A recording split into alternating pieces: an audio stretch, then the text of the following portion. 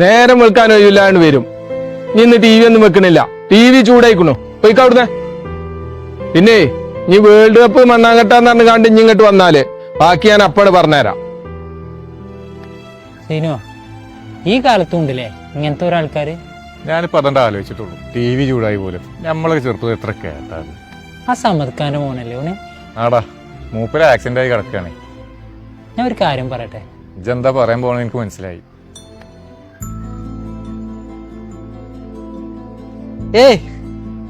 നിങ്ങള് വലിയ ഫുട്ബോൾ പ്രാന്തന്മാരല്ലേ, ഇതുവരെ ഒരു ഫ്ലെക്സ് ഒന്നും വെക്കാത്ത എന്താണ്? ഇക്കുറി അതൊന്നും വേണ്ടെന്ന് വെച്ചാണ്. അല്ലെങ്കിലും പൈസ ഇറക്കണ കാര്യത്തിൽ നിങ്ങൾ കുറച്ച് ബാക്കിലാണെന്ന് നമ്മക്കറിയാലോ. എന്നാ ശരി, ഇതാ വരുന്നു അടുത്ത ജനറേഷൻ. നിങ്ങൾ ഓലെ പോലെ ആവരുതട്ടോ. ആള് പറയാനായിട്ട് നിങ്ങളെ സങ്കടപ്പെടുന്നു. ഒരാളും ചെയ്യാത്തൊരു കാര്യമാണ് നിങ്ങൾ ഞങ്ങൾക്കും വേണ്ടി ചെയ്തത്. ഒരു വർഷമായിട്ട് പുറത്തുകൂടി ഇറങ്ങാത്ത എൻ്റെ ഉപ്പാക്കാണ് കൂടുതൽ സന്തോഷമായിരിക്കുന്നത്.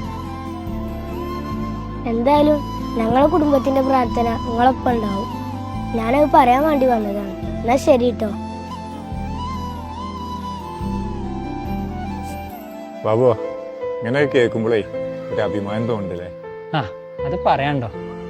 ഒരു ഫ്ലെക്സ് വെക്കാൻ വെച്ച പൈസ കൊണ്ട് ഒരു കുടുംബത്തിനെ സന്തോഷിപ്പിക്കാൻ കഴിഞ്ഞെങ്കിൽ നമ്മൾ ഫാൻസ് വിചാരിച്ചു കഴിഞ്ഞാൽ നടക്കാത്ത സംഭവമൊന്നുമില്ല.